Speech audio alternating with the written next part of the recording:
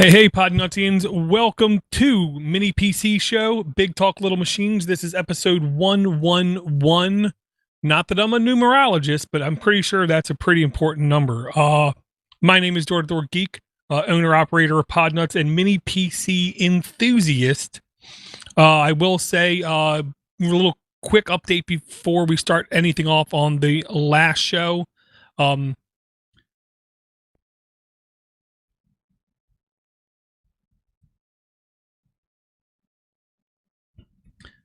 Yo! Yeah, before we start this show off, I just want to give a quick update considering where the last show kind of like let off, and that is that some people can't join on time because it's much too difficult. You talking about me? I'm talking about everybody. After the last show, very next day, I went and had an appointment with an orthopedic surgeon who swore up and down he didn't believe I needed surgery. He's the professional. I'm not. He's the expert. I'm not. He went to many years of college. I didn't. With that stated, he was nearly 70 years old, so I'm not sure how much I trust him so far. But he gave me a cortisone shot. 90% of the pain easily is gone. I've been hit by cars. I've been stabbed. I've had multiple broken bones, been multiple kidney stones. Every day I wake up, I'm waking up in pain, but I'll say it's manageable. So for the future, all shows should go back at least to moderate normal patterns. And I will say I want to thank our Patreon supporters. If you would like to be a Patreon supporter, it is super easy. Just go to patreon.com/the-mini-PC-show. And this show is brought to you by Mark D. Thank you very much, Mark D. You've been a long time Patreon supporter for at least 2 years now. So I definitely want to thank everyone for their support and say hello right now on the audio here in the Mumble chat. We have two fellows hooking up, and that is Rich and Brett. How's everything going, Brett? It's going pretty good. Can't complain. You know, I'm still building my stuff, still having fun, and trying to keep away from getting sick, at least.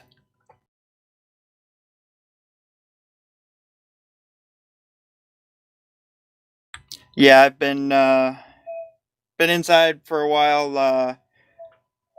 I've got quite a few 3D printers now running, so but other than that, I've been doing some home automation with the mini PC stuff that's been pretty fun.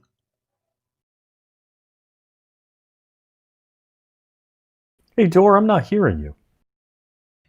Can I ask, is it from scratch or are you building on top of there, Brett? I'm working on top of what's called Home Assistant, which is a pretty well-known open source project. It's been, let's see, I have most of my lights set up. I have, actually all this is in an RV, so I have a pretty big Xeon server running all my media stuff, but all the little stuff like all the light automations, I have a bunch of little ESP32s running little Wi-Fi sensors, different ones running different things. I have a plan to do quite a bit actually, and I'll get more into that if you guys want to hear about it. But yeah, it's I'm really having a lot of fun just trying to automate this this older motorhome. Older to say the least. I wouldn't call it older. I would call it a classic. Yes, yeah. From this one's from '74, I believe. Yeah, this one's a '74. It's almost as old. So is that fiberglass? Fiberglass, aluminum, GMC motorhome. Front-wheel drive? Front-wheel drive, yeah, it's the front-wheel drive one. So it's a Tornado type setup? Tornado front end, yep. So turbo hydromatic 425 transmission? Actually, the transmission is that, but it's got a 502 Cadillac. No, 502 marine motor swapped into it. Yeah. It's got the Mercruiser, I guess it is. I got it like this, but it's fuel injected. Oh, nice. Yeah, from 2013. It has about 3,000 miles on it when I got it. Yeah, I'm real fortunate with this one. It's been doing really good for me. Very cool. And Rich, how has your week been? How are you doing, my man? Good. So I guess the major change, one, welcome to Fraz or the Hughes Compound Southern Command. I will not be going back to work. They just announced that we will not be going back to work in 2020. So I'm getting rid of... Yeah, correct. Thank you.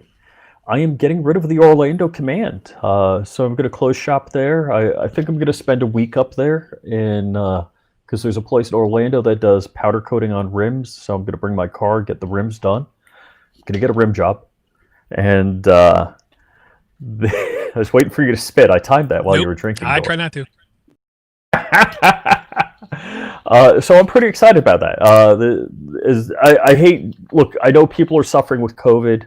I don't mean to be gleeful about it, but COVID's been pretty good to me. Yeah, not me. Well, not my state, I should say. Well, Rich is in Florida, so I mean, each person has their own story. And I'll say this: I am perfectly fine if I never have to physically interact with another human being for the rest of my life. I'll agree with that. I'm unique. That's not what you said to me last night, Tor. Well, that was virtually. That was also what I heard was in confidence, but I was told so. Yeah. Well, and I just want to really quick, the last show in a sling, which my doctor cussed at me. I haven't had too many doctors really say a cuss word to me, but he said, "Get that blanking thing off of your arm, the sling." He said the worst thing for you to do is not to move. Okay. So the last show, I was completely discombobulated, trying to hit the mute button, trying to change screens, and it was just such a cluster there until Rich came on and saved me and allowed me to move the touch slower, is the way that I'll put it. So now, with that said, one of the things I tried to talk about the last show, but I didn't, was the fact that I bought this LilyGo T-Watch 2020. You got the watch? Which is an ESP32 based watch. And it was, I want to say, only $30 after shipping, maybe $40. It's not the most powerful, it's not the most dramatic, it's not the most impressive, it's not the most whatever, insert expletive there, but here's the selling features of it. Main chip ESP32, 1.5 LCD compactive touchscreen, lithium battery, tri-axle accelerometer, touchscreen, chip, infrared signal sensor. So it's not going to be able to control your television, but it can basically receive infrared signals. I like that. I think that opens up some possibilities. Interesting, yeah. Yeah. Speaker, vibrating motor, RTC clock. Even when the battery goes dead, you plug it back in. It didn't lose time, kind of thing. It has real-time clock battery. Now, with all that said, if I did not have the intuition to search after getting this, it is unbelievably useless for somebody because it was billed as and sold as a true hacker's clock. So when you get it's still a dev board. Right. When you get it, the screenshot that you're promised looks like there's a whole bunch of stuff going on, a whole bunch of activities, a whole bunch of sensors, a whole bunch of everything. This is a face that is not even installed, nor does it work when you do install it. It's just like a show board. You're kidding. This is a development platform where what they intend you to do is to literally load up Arduino IDE and hack on code, which is fair. Fine. I'm very okay with that. The only thing that works out of the box is it does work as a clock. It does work as a watch. It does work as a touchscreen. You can connect. It's really hard to see. You can connect via Wi-Fi to a place, enable the NPC clock. And then after that, it's up to you to write code in Arduino and hack.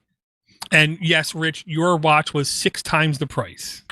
And the only thing Rich's watch has on you, the only thing Rich's watch has on you is the spinning bezel. Everything else, I like the little one better because I can program my Brett, own. you're right on it, man.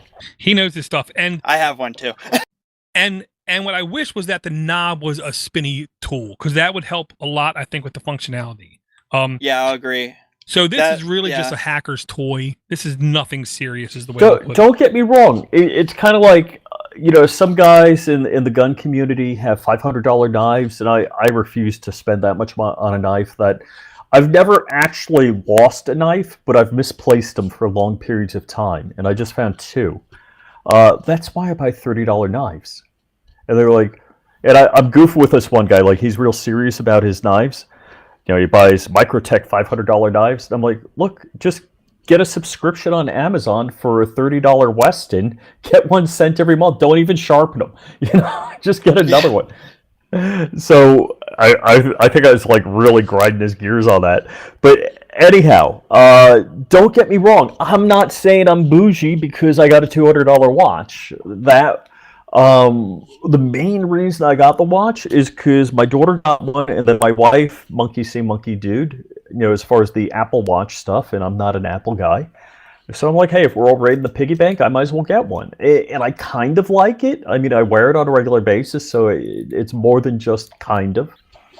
But don't get me wrong, a $20 or $30 watch really gets me excited, whether it's a Pine watch or, whatever it may be.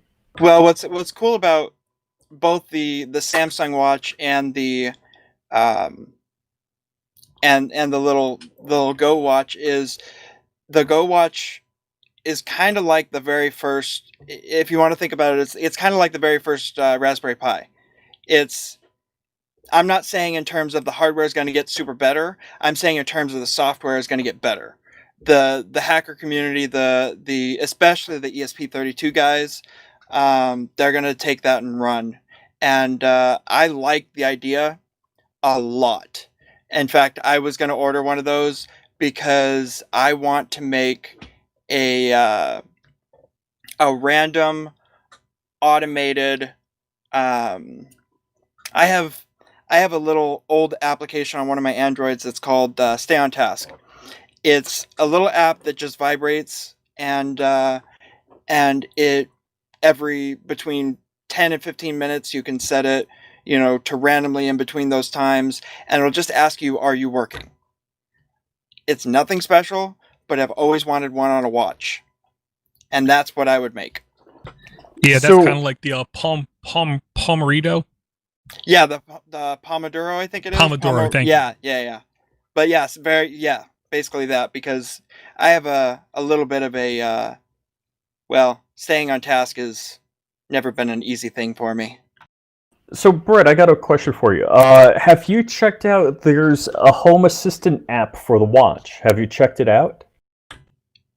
I think so, and I think that I couldn't get it to work, but... So the reason I haven't checked it out is because I've been running a Pebble Time. And yesterday, my Pebble Time's watch band finally broke. So I put the Samsung one back on yesterday. But I've been running the Pebble for darn near 7 years now. No, 6 years. Oh, cool. But yeah, it's and the battery still lasts 5 days. 5 days. Yeah, I mean, it's especially... And there's no way this ESP in its state right now will come remotely close to 5 days without extreme software optimization. Okay, well, apparently the Garmin watch, like the earlier Garmin watches, were good for a stink long time. Yeah, well, it's also the technology behind the screen. The Pebble always had the e-ink. Fitbit bought them out, and I was excited because, Fitbit promised, we're gonna take the color e-ink and make it even better, and they just shut it down. And then Google bought them, which never ends well. Well, they were kind of whispering, from what I heard around the Pebble forums, was they were kind of whispering about bringing at least the e-ink technology back, because that's what Fitbit bought, was the e-ink, the color e-ink technology, basically. But yeah, no, that never happened either. In fact, I heard there was a phone that's coming out with a color e-ink, if I'm not mistaken. But that'd be weird. Yeah, there's at least 2 or 3 right now who have been announced with the color e-ink. I'll say it like this. The question isn't e-ink. The question is e-ink plus refresh rate plus the number of colors you can do. Yes. There is a tablet that Technology Connections, all one word, no link in the notes because we're talking about this on the fly. Technology Connections showed a I want to say 256 color tablet, that e-ink tablet that was able to do like 30 frames a second video, which kind of blew my mind. But he said it had to be of a very specific type, in a very specific format, in a very specific player, or else it didn't work. But it's the sign of things to come. It's the proof of concept. And even I liked the old Nooks because you could hack them. You could turn them into Android tablets. Oh, I got them. Yeah. Yeah, I have a couple of them, and I have the white the Glow 3, the white one with the backlight. But the problem is, I just haven't taken the time to actually do anything with it. But there is a modification that you can increase the refresh rate, and it actually looks pretty darn good. But that was on one of my older ones. But the refresh rate, as long as you, like you said, as long as you're not watching a video, a video, any kind of moving, it's not happy. But So- that's an interesting. I've got a couple of color Nooks. I got 2 of them, and they work just fine. The battery life might be kind of crappy on them because the battery probably needs to be changed out. I'm wondering, would that be a good home assistant, home automation controller just to leave laying around? Well, that's actually one of the things that I've messed around with, is using an old Nook as like a calendar. I've always wanted like a refrigerator calendar. So you have it as a touchscreen, and then you have the calendar just up and running all the time. No. You need to buy that $3,500 refrigerator with the touch screen built into it. No, that's going to go right. Because Into just using a regular refrigerator. I mean, you really need to go for that. Especially in 2 years when the updates stop. And when your refrigerator gets the BSOD. Oh, that'd be even better. Or the sideways Android boot loop. Yeah, never good. So I guess what I'll say is, first, I said, here's some new hardware I got. Do you guys have any new hardware or hardware experiences that you have witnessed here recently? I don't know how many weeks this has been here. This is like 4 or 5 weeks. Haven't opened it yet. You're super excited. I'm super excited about this, but I've got all sorts of crap going on. Within days of everybody putting out their videos on the 8 gig Pi 4, this showed up. Like within a day or two of all the video, like, oh, I can do a video real quick, and I haven't even broken the seal. Okay, now the real secret is you're leaving the box closed just in case there's some Rona in it. It's going to die, right? No, I'm not a pussy like that. Look, okay. I walked away from 2 plane crashes. F this Rona stuff. Well, you can. I'm not worried about that either. So you can send it to me if you need a video made. Although I can't promise I'll make a video of it. Exactly. I'll use it, same here. Well, I mean, don't get me wrong. I love the idea of an 8 gig Raspberry Pi, but when the rubber meets the road, it's not very functional. I completely agree.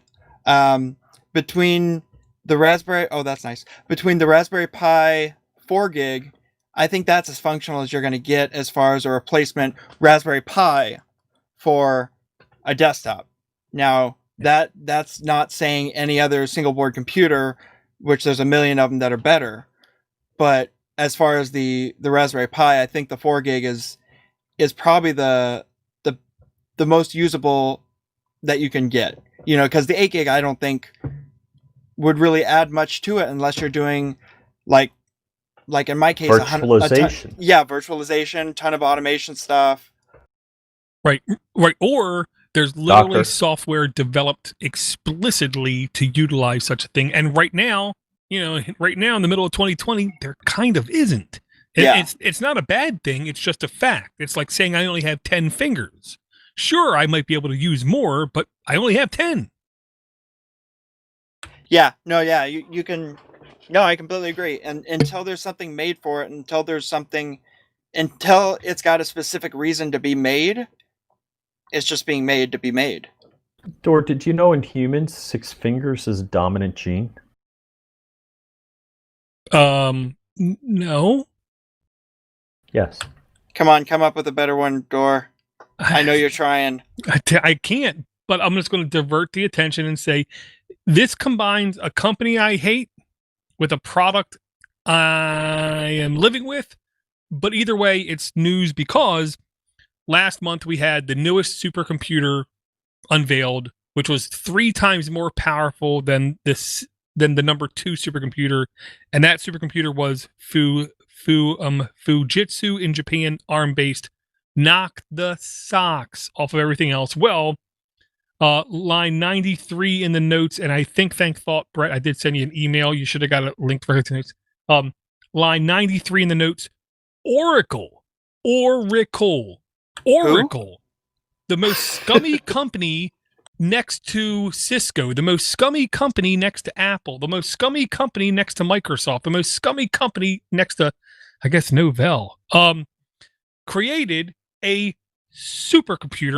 Wait. When you talk scummy companies and you include all of those, you gotta say SCO Unix. SCO Unix, I know, but do they even exist anymore? I don't know. Okay. SCO Unix.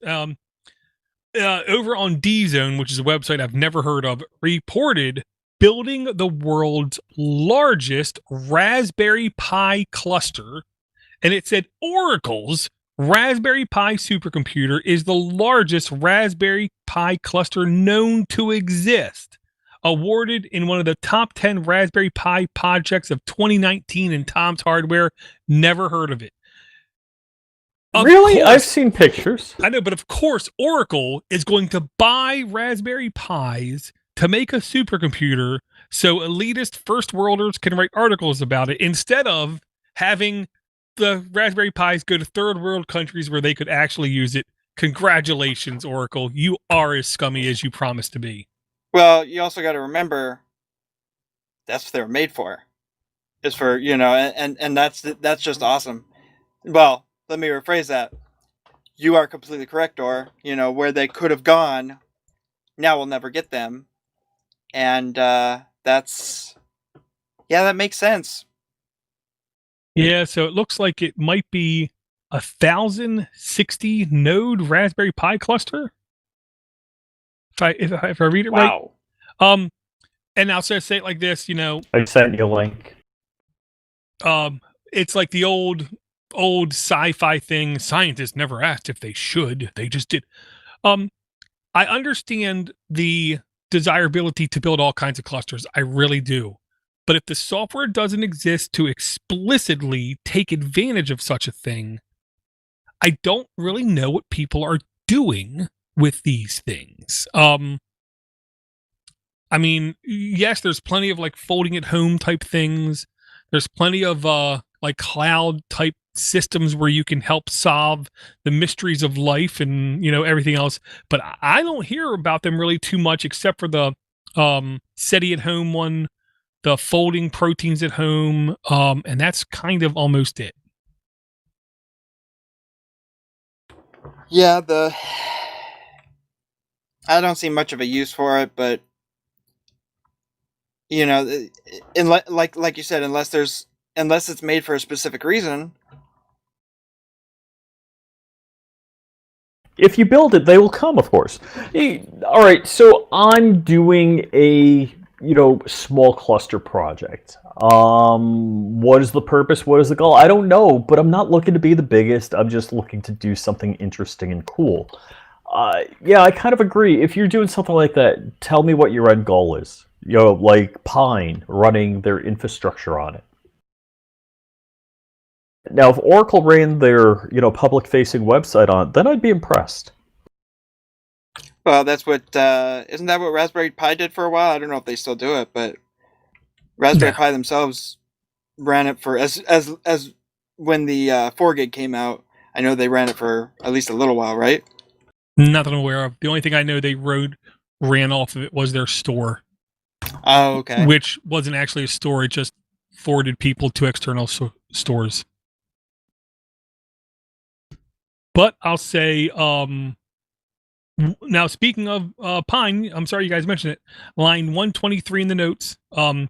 As long as they keep putting up, I think, what I consider to be relevant information, and as long as they keep being as transparent as they try to be, I'll keep publicizing these newsletters. It's very easy. I am in Pine 64 IRC, and in the announcements channel, they once a month they post this, and right now the July update, the biggest update in months. The long and the short of it is the Pine phone is now going to also be sold with a combination USB-C hub for $199. The phone is 3 gigs of RAM, 32 gig eMMC with a USB-C dock included with hardwired Ethernet. Everything they promise will be completely compatible. This is the dream of the people back in the 70s of the computer in your pocket. Then you walk up to a full screen, you plug it up, and voila, you have full-blown Linux on your desktop, including Linux on your phone type device. That is the big announcement, is what I'll say. For $200 for a phone and a USB-C hub that should be compatible with everything that is running mainline Linux, I think is an unbelievably fair price, number one.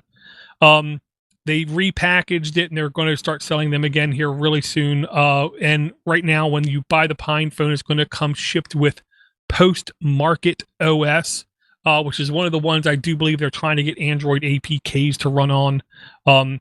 Going farther through the newsletter, you can buy a glass tempered shield. You can buy like a stand-up dock charging station for your Pine phone as well. Then when you get down further, they mentioned that they're going to try to have more Pinebook Pros ASAP as soon as possible. Mine is still running really rock solid after fixing the initial Pac-Man overwrite issue on their KDE Plasma download. Everything seems to be running just fine. Debian has never flinched. It still runs really good, really snappy.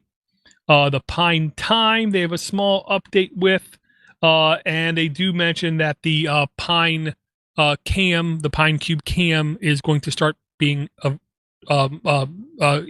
into production. But now, the left field news.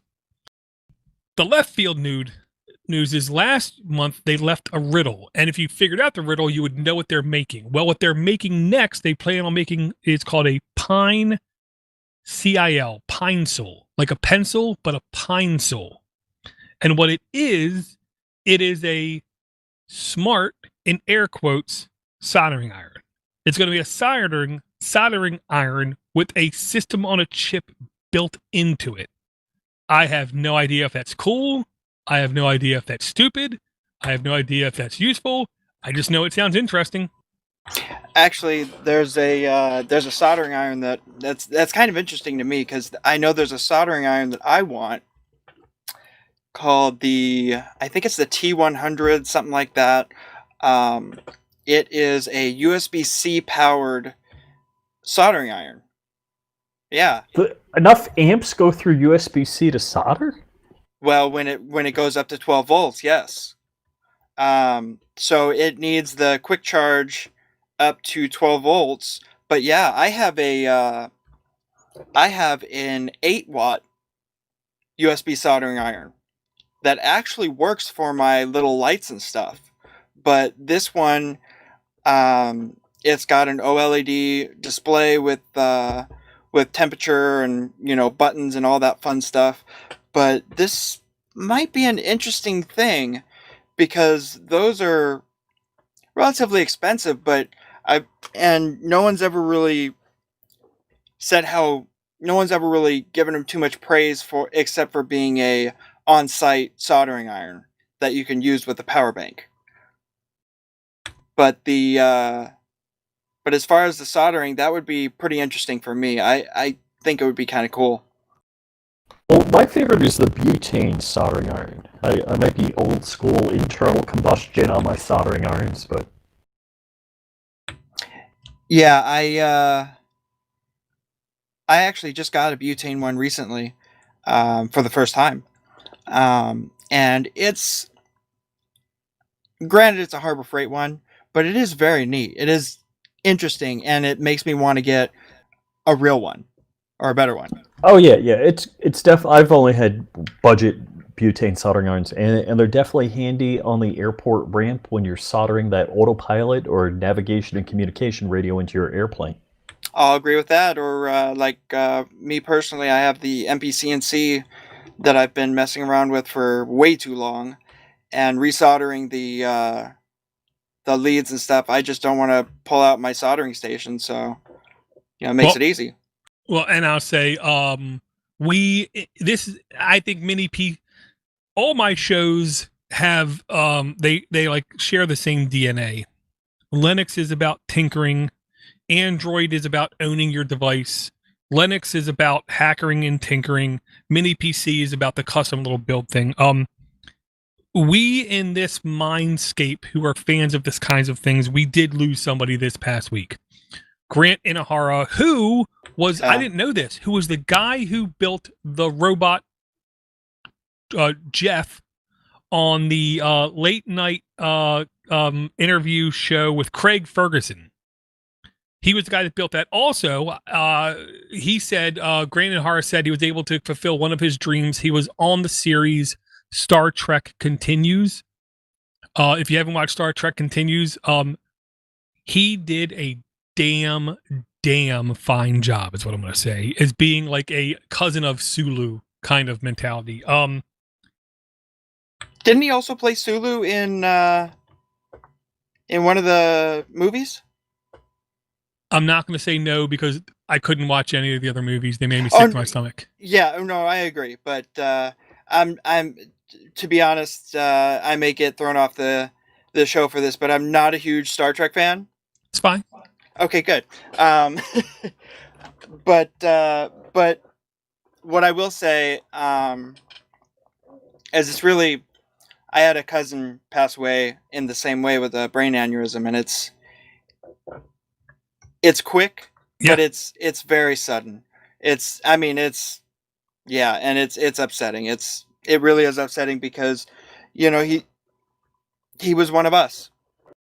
Yeah. And I think, it just like upholds one of my core beliefs that nice guys, never finish last. You know what I mean?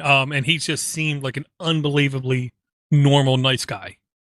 So out of all the Mythbuster guys, he's the one that I figured I would have the best time with.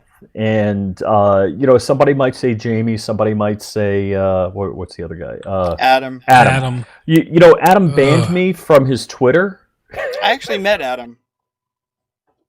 Adam was at a Fusion 360 conference. So Adam was SJWing and saying something about income inequality. I'm like, you got money, why don't you share? That was it. I was banned. Yeah. I'll say, but anyhow, those two both seem, I'll just, in the nicest way I'll put it, they're high strung. Where Grant Inahara seemed normal strung. Him and the other guy, I want to say Brad? Grant. Grant and... You're talking about Jamie Heineman? No, the other guy. The other normal guy. Oh, yeah. Can't remember his name, but both of them seemed, in air quotes, normal. Where Jamie and Adam seem extravagant, like, let them eat cake kind of, stuff. But I digress. The only constant is change. So, we just gotta just kind of keep moving forward, keep moving forward, never surrender, like Garthok's hammer. And the Pine people, I'm gonna tell you right now, I'm good with buying, the LilyGo watches. I'm good with buying the o-droid C4 kind of thing. But my heart right now, I'm doing everything in my power to support Pine 64. And if you out there, listener, have any experience with Pine 64, good or bad, don't hesitate. Please let us know. That is minipc@pine.com. podnutz.com, and there is an email I wanted to go over, which I'm actually going to remember this time. Okay, here we go. From Steve B. Thank you very much, Steve B. You emailed well over a month ago. We're getting to it now. Just caught Mini PC 107, and you were high on Nextcloud. I was using Dropbox for years, free, until they made the change to a limit of 3 devices. I didn't know they did that. That doesn't cover the phone, tablet, Win 10, Ubuntu server, test Linux machines, and multiple Raspberry Pi boxes. So I started looking around, ended up on SyncThing, SYNCTHING. GRC ended up there too. You can read from page 7 on the show notes. The only thing I miss is the ability to generate web link and send it to someone to a share file. I will say I will never use SyncThing because it's not open source. Gibson has made it very clear to him, open source is not that important. He just wanted the ability to synchronize files from machine to machine to machine. I want much more than that. I want my own hub where I can do notes, I can do calendaring, I can do emails, I can do syncing, I can do sending, I can do storage, and I can send links that contain expirations. I can contain share links that are only permitted to certain users. I can also create certain users on my system. So I'm okay with being an administrator of my shared device. Also, it isn't that I want syncing. Syncing is actually a bystander of it. I want actual backing up of my files. So I'm a Nextcloud guy all the way. I don't use SyncThing. I'm never going to use SyncThing. It's not open source. I'll rather use the old BitTorrent sync, honestly, before I use SyncThing. It just doesn't rub me the right way. It's kind of like people who use Telegram versus Signal. If I actually want privacy, I'm actually going to go full privacy and use Signal. I don't want to pretend like I have privacy with like Telegraph. Yeah, I'm a Nextcloud newbie, but I've been using it for a couple months now, and it's, I set my family up on it, and everything's synced to my my little, well, not little, to my server that is entirely too massive to be running in an RV, but it still runs. And so I have that and all my videos, Plex, all that fun stuff. But Nextcloud is definitely for me the way to go. Well, and to use his Rich was talking about the pocket knife. If you don't need a Swiss Army knife, well, don't buy a Swiss Army knife. Just get a buck knife. Buck knife is like SyncThing. It literally only does one thing. That's it. It does nothing else. Nextcloud is a multi-headed utilitarian tool that can literally be your hub of your own personal existence. SyncThing is literally nothing more than Microsoft Power Toys put into a web interface, is the way that, and I really hope it make you mad there, Steve, but SyncThing is it's just a wrapper on top of rsync, if I'm not mistaken. Yeah, I don't know. I haven't messed with that, but yeah, I like having a Swiss Army knife, because there's always, you may not always need all the tools, but it's nice to have them. Well, and I understand like the idea of watching the Gremlins, where the guy in the beginning of the movie had the all-in-one contraption, but it did nothing any good. Nextcloud is the opposite. It does a whole bunch of different things, but I don't know a single thing it doesn't do as good as anything else in existence. I think of Nextcloud as a framework built around storage. It allows you to plug in a stink load of things. In fact, it's great for, a home office type thing or a small office. Yeah. It's a good starting point. Yeah. Okay, now 118 in the notes. This is the kind of thing that I pinged and I immediately said to self, if we do a show around this time, I have to talk about this, only because it isn't that it fits a perfect need in my ecosystem, but I guarantee you there are people out there who would love the idea of this, okay? I'm excited because I haven't seen it. Well, it's on cnx-software.com, which is one of the more popular sites we go to. NanoPi Neo 3 headless SBC launched for $20 and up. Okay. Last month we found out Friendly Elect, which I will say Friendly Elect is, they're not like Orange Pi devices that might catch your house on fire. Okay. They're in the middle. Okay. But being headless means there's a lot less demand that's put on the device. Okay. The Friendly Elect has the brand new NanoPi Neo Tiny SBC powered with the Rockchip 3328. Okay. Rockchip 33 series are among the most developed ARM chip infrastructure solutions that have ever existed. Period. Okay. The 33 series is becoming very mature. Okay. They basically launched for just $20 and up, depending on the amount of RAM that you get, a super micro computer that literally is about the size of my old NanoPi that I'm showing off right here, right now. Wow. That really can do a lot of work as long as you have correctly managed expectations. Tangent. Indigo Montoya. Hello, my name is Indigo Montoya. You killed my father. Prepare to die. He's the master of communication. He did a proper introduction. He told you what he expects. He managed expectations. Okay.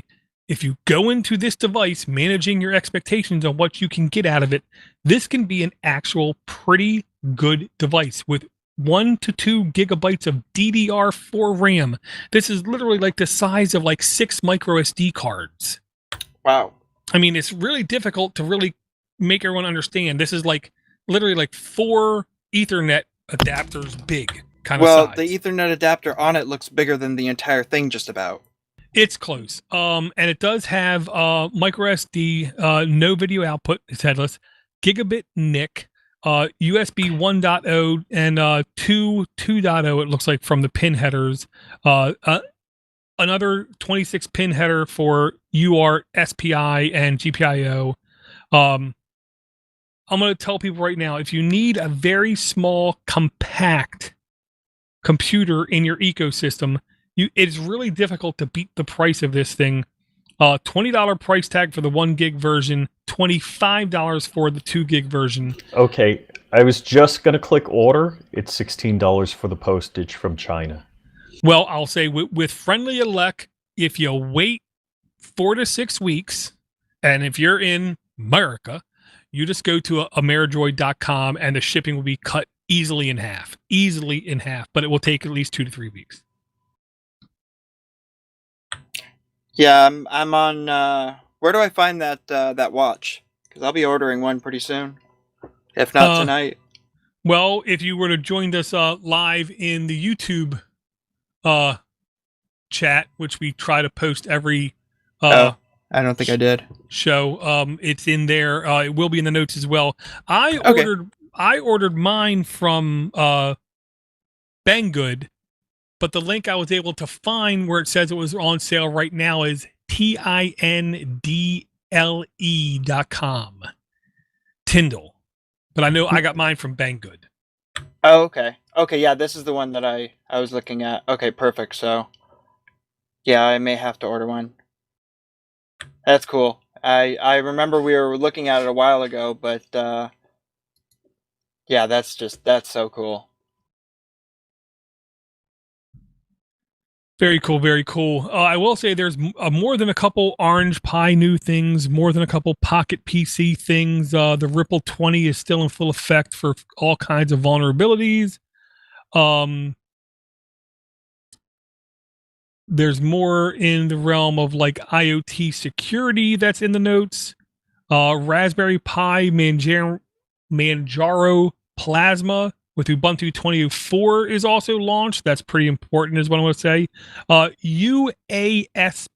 I never heard of this before. UASP, line 113 in the notes, makes Raspberry Pi 4 disk I/O 4 times faster. I had to like read that 5 times. I had to look at that 5 times. I had the YouTube videos like 3 times. What the hell is this guy talking about? Okay.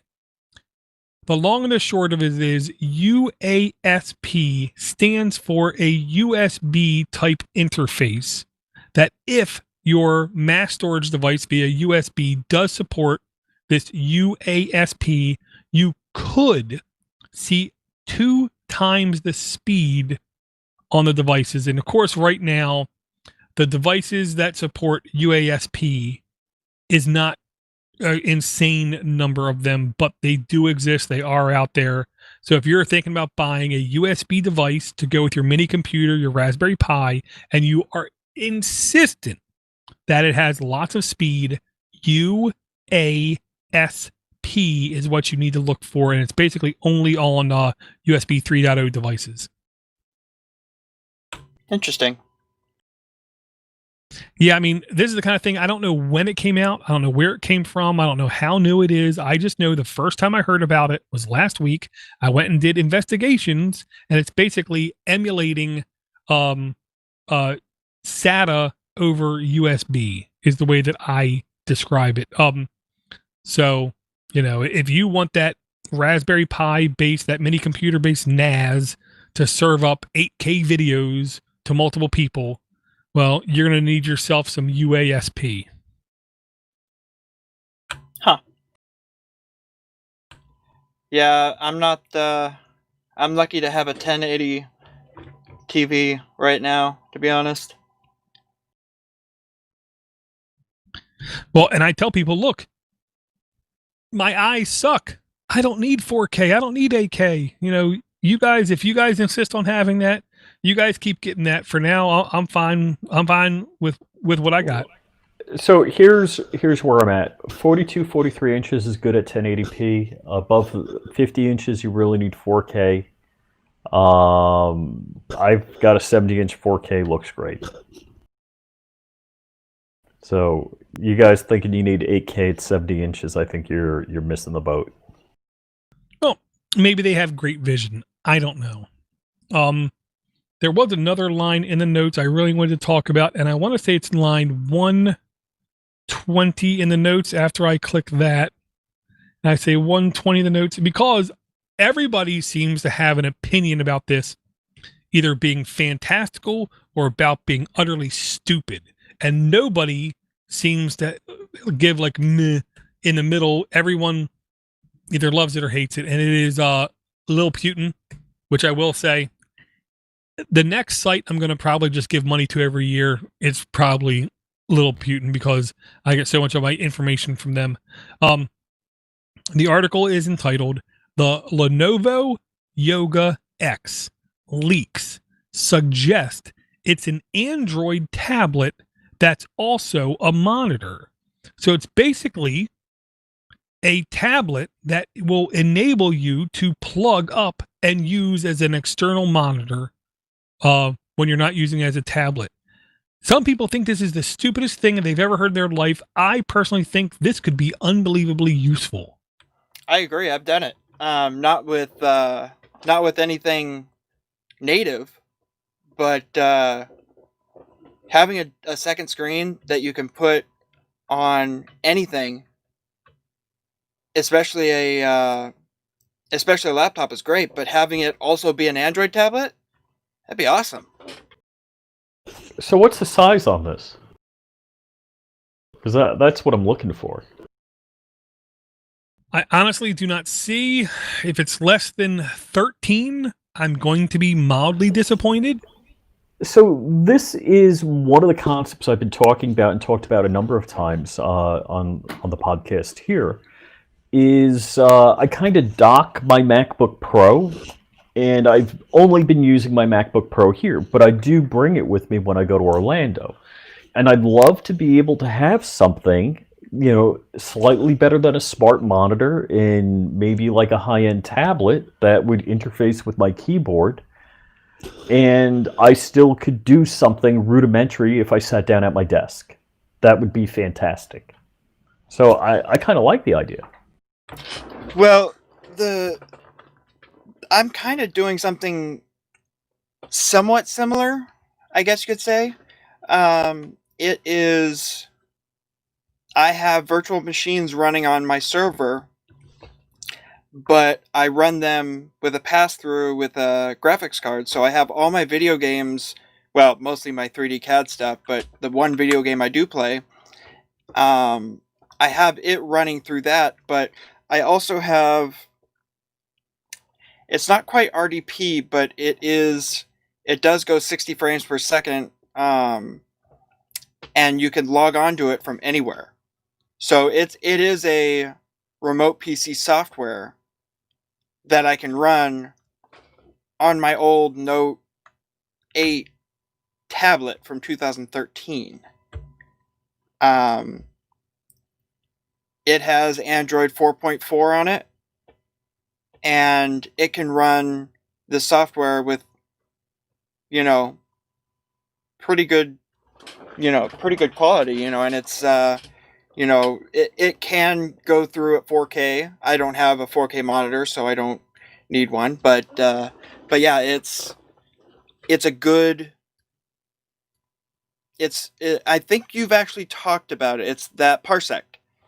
And then, yeah, I use that just as my base login, and it's a great system, and I can swap over virtual machines whenever I want. So what VM infrastructure are you using? I use Unraid, and I use and I have a bunch of Dockers on that, and I'm still very new at it, so I don't know much about it, but I'm having fun with it. Oh, good deal. That's the point. I will say nothing is saying the size of a tablet, and I'll say it like this. I have actually sat down and thought about this device becoming real, this Lenovo X Yoga. Part of me is like, when I unplug it as being a secondary device, I don't know what I would want more. It to be an Android tablet, or for it to be a Chrome OS tablet. Because sometimes I literally just want to log into my tiny RSS. Sometimes I just want to do some light browsing. I'm never the kind of person who picks up a device like that and says, I want to play games. To me, is really the only true advantage I see on an Android type device. But it at least made me think, and I'll tell you this, there's a lot of devices in the last 3 months I've looked at have not made me think at all. And this at least made me question about what would I want? What could I use?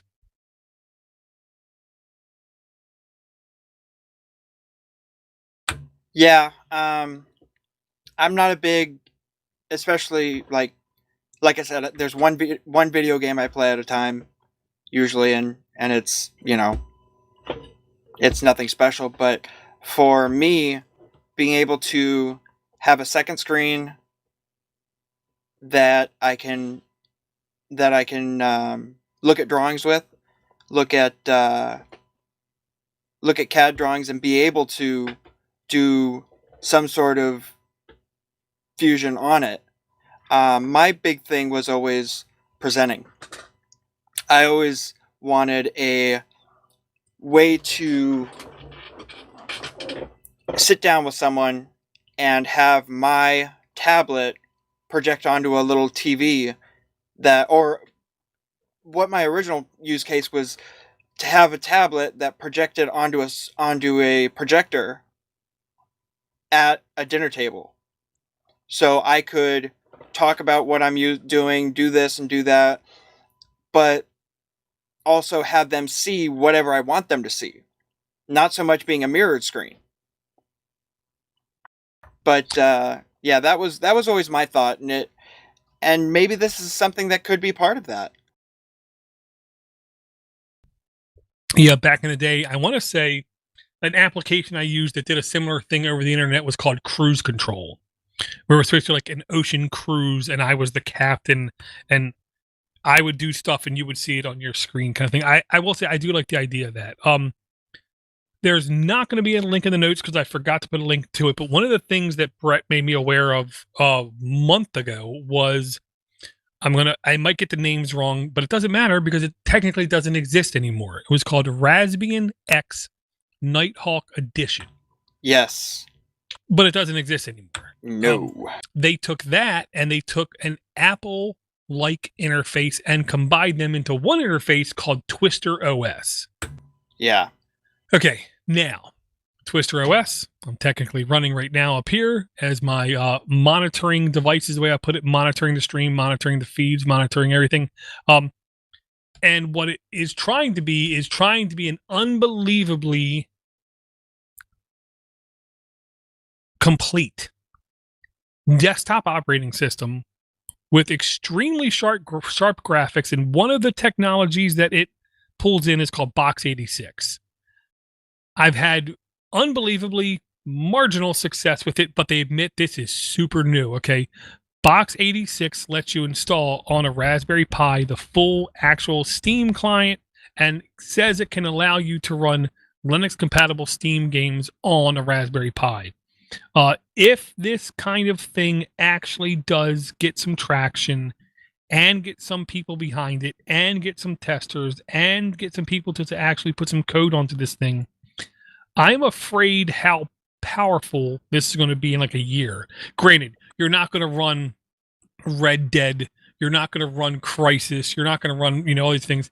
But it would shock me if there would be a healthy number of, especially classic games, you could run on this thing through Steam and it just run perfectly fine. And now, the people who don't know, the biggest advantage to using Steam means you can load it up here, play it, and then when you load it up someplace else, you continue exactly where you left off. That is unbelievably desirable to a large section of people.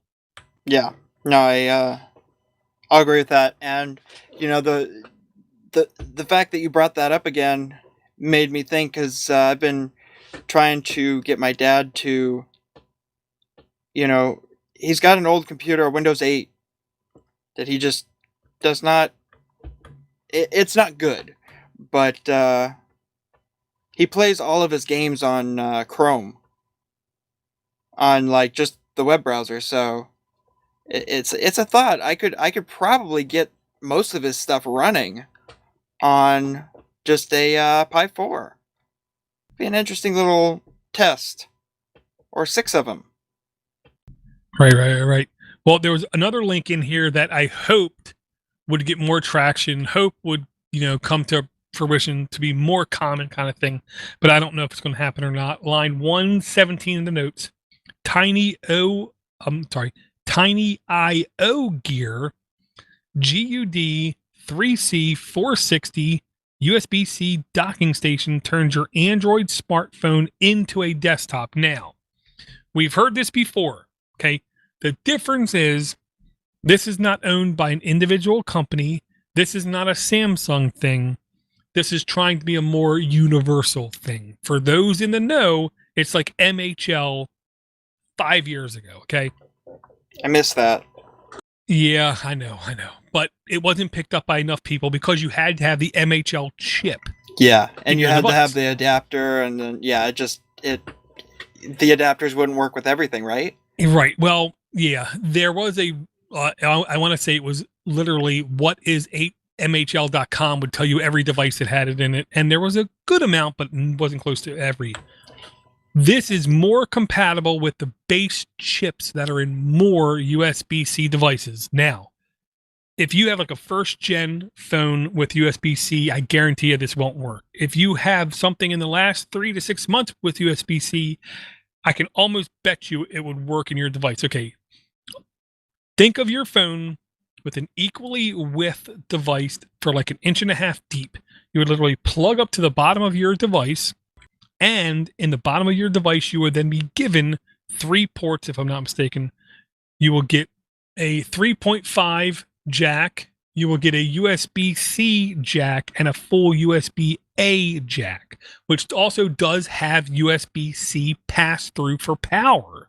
So literally, you could plug this thing up to the bottom of your phone, get a full desktop off of it, and for those who don't know, Android for the last 2 versions has had a hidden desktop mode in the operating system that they haven't surfaced just yet. It's the kind of thing with Microsoft completely going into the Microsoft gravy train of Android. I guarantee you this kind of ecosystem, it's going to happen. The only question is when, sooner versus later. And I do think this is the technology that they are both going to use, where it's just simple, generic USB-C devices plugging up, which will give you HDMI output up to 4K 60 hertz, USB-C pass-through technology, and USB 2.0 Type A connectors, which is the full-size connectors, and a 3.5 millimeter jack. I mean, the only thing I would need more is an Ethernet jack, but I don't need that. I would just want that. Well, you could hook up an Ethernet jack to the USB 3. The USB 3. True. Yeah, that'd be great. Yeah, and like right now, it does work on the Huawei Mate 10 Pro, which easily a year old, but when it was launched, it was billed as being like the most top performing, highest end flagship type device that they put out. Actually, I have an LG V20 that actually puts out the same thing. I had it set up for a while on, started with an A. It was some app that gave it a desktop, but it would stream a second display. So it was basically the Samsung DeX when the Samsung DeX first came out, only it was better. But It just never got really traction. Yeah, I mean, this thing's only $40. The only downside they say is the length of the USB-C socket might mean you have to take your phone out of the case for this to fully connect. And if that's the worst thing to happen, that's not then that you can bad. grind down your case. Yeah. That's what I always do. Yeah, so that's the kind of thing I just have to bring once in a while when it comes. It's the kind of thing where, as long as it gets some popularity, as long as it gets some traction, don't be shocked if I buy one in 5 months or so. And the main reason I'm not buying one right now is because my device is a low end device. I have USB-C, but I need to actually figure out the actual spec you have to have on your board to be sure whether or not this is going to work or not, because I'm not sure it will.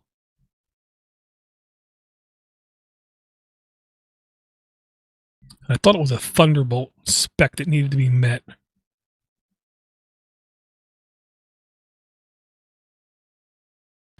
Thunderbolt 3 compatible is the main requirement that will make it either work or not work. And I don't believe my phone is true Thunderbolt 3 compatible.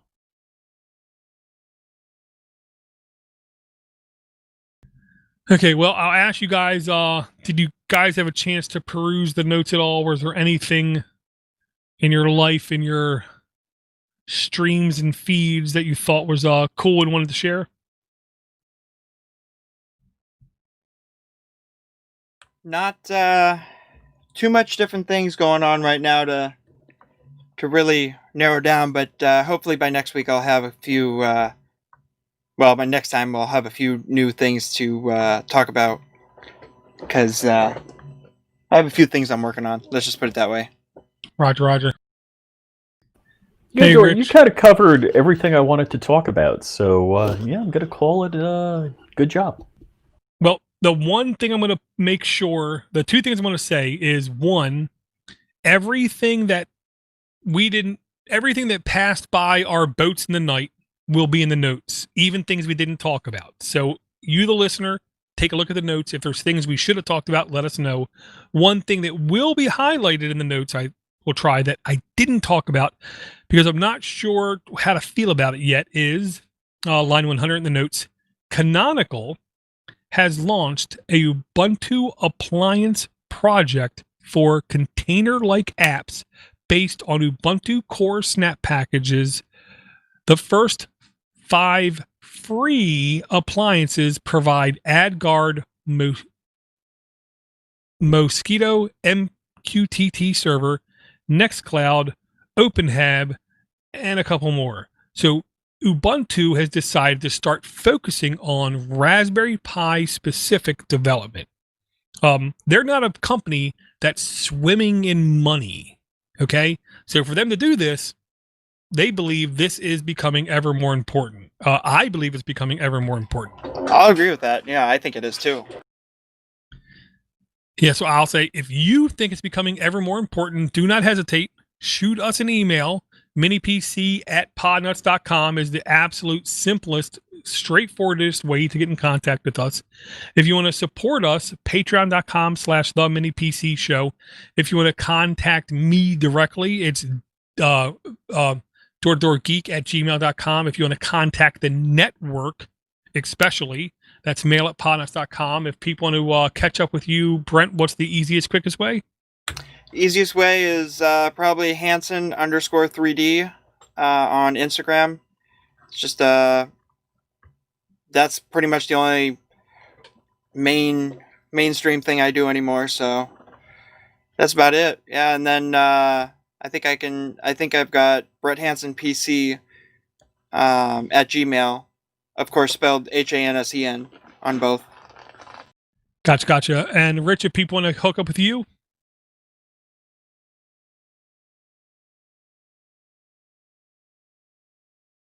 Can't hear you. Oh, you mean I got to push the push to talk button? So flyingrich.com on the internet and Flying Rich Official on the grams. And of course, my YouTube channel, youtube.com/flyingrich. Very cool. I know it's been a while since I've highlighted, so I'm going to say this. I'm going to say thank you to the last 5 people who have supported us on Patreon. We have Russell, we have Mark, we have Chad, we have Stephen W, and Larry B. Thank you guys for all the support. Without you guys actively throwing me support, I'm going to admit I might get discouraged. Without you guys actively throwing me support, I might admit once in a while I might ask for money from vendors, from corporations, from industries, from people who are less genuine than you guys, the listeners. So I want to thank everyone for their support. I want to thank everyone for their emails, thank everyone for their feedback. And if you want to send us a voicemail, 707-6-PODNUT is unbelievably frictionless, or on your mobile device, you can simply record a WAV file or an MP3 and just shoot me that. I can play that as well on the show. Don't forget, support those who support you. And if you crave big talk, little machines, I feel pretty comfortable in saying nobody has your bases covered like Mini PC Show. And I say that because I subscribe to over 150 podcasts. And if you want to know more about that, you can subscribe to The Revolving Door. It's sub 3-minute reviews of everything I listen to, and every other mini computer podcast out there sucks horrible bollocks. Period. Thanks everyone for their support, and I'll talk to everyone again real soon.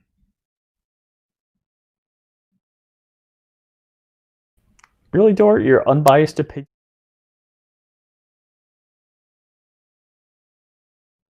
I was going to pull out the word Boulder Dash, but I couldn't figure out how to pull it out. Uh-huh. They suck. All the other mini computer podcasts are horrid. Now, there was like 3 of them like 2 years ago that were strictly Raspberry Pi focused. They were pretty damn good, but they all gave up. They all, we're not making enough money.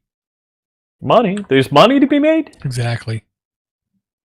Yeah, no, I need to come up with a couple ESP32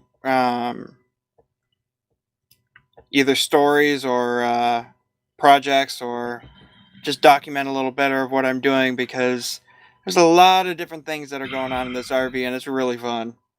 Very cool. So, Britt, weren't you doing a dual beam NP-CNC? We're upstairs for a second. No, that I don't.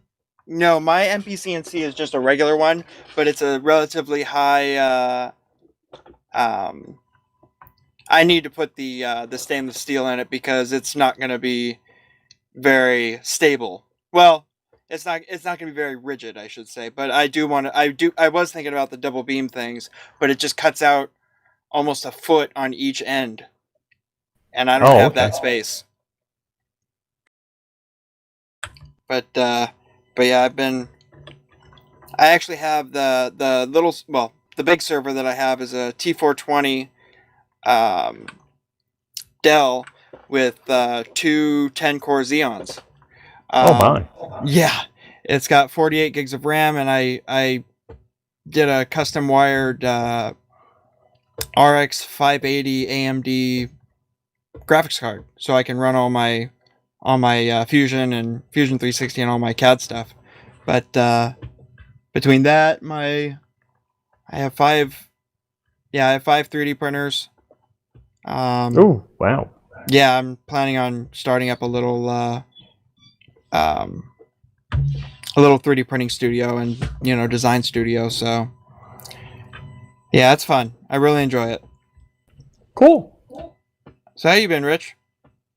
Good. I'm like I said in the show, I'm pretty excited that I am not going to have to go back to work. Yeah. The place in Orlando, between gas and rent, etc., is like $1,000 a month. So that's another $1,000 in my pocket. So that's really good.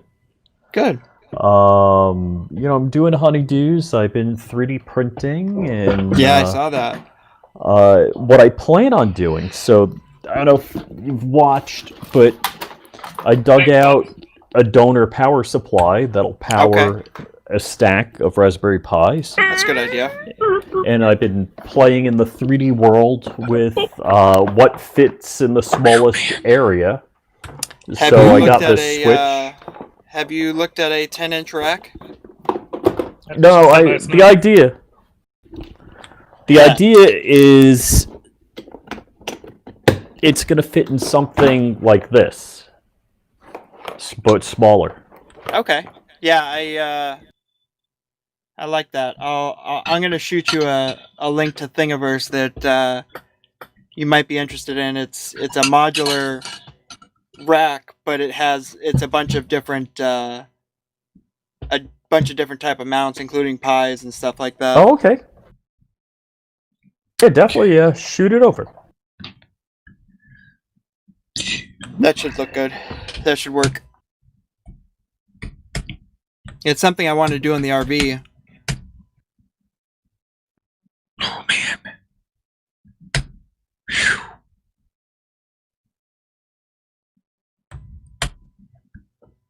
Yeah, it's but I right now I have 8.5 terabytes in the RV, and it's fun. But I need more. I have most of my TV shows are taking up most of that, but I like keeping them. Quite literally last week, I can't remember who it was. They said they developed a new compression for video, literally 4K at half the space. Wow, that's impressive. And it wasn't WebM. I want to say it was the H.2 yada yada people. Huh. The ones that Google will never get behind because you got to pay. At least in theory, Yeah. I don't know where my headphone went. Oh well. Well, I'm gonna take off, guys. Did you get that link, Rich? Okay, cool. Good show. It was really fun. I really appreciate you reaching out. I'm happy to be on again. Can't hear you. No problem, man. Okay. Have a good one, guys. Take it easy, guys. See ya. Oh, no. All right, Joe, I think I'm going to hit the hay. I was up a little late last night. All right, man. Really good to hang with you. Really good to talk to you, man. Hey, everything going good for you down there?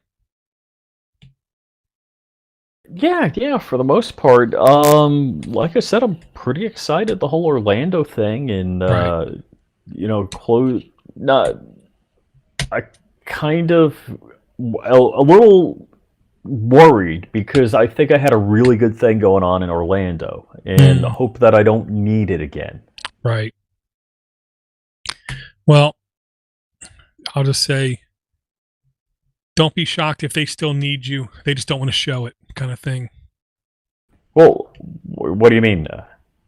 Well, I mean, there's no doubt you know what you're doing, and hopefully they just keep growing and they keep needing expertise to do stuff. Oh yeah, but I mean, the thing in Orlando is not work. It's that we're not going to be on site for the rest of the year. See, I mean, I have such mixed feelings about that. So I am so okay with that because basically, if I get rid of the Orlando place, that's $1,000 a month in my pocket between gas. Good point. Between gas and rent and all that. What? That's a lot of play money there. Heck yeah. Yeah, and I'm firmly believing America. I'm sorry to keep you long. America is going to go down in history as one of the most giving countries that's ever existed. Absolutely. Philanthropy.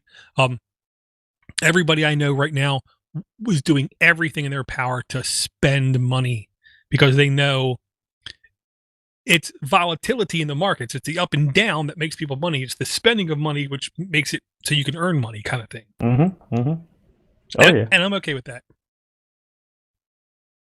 All right, man. Thank you for hanging out, man. All right. Yeah. Hey, always good seeing you. All right.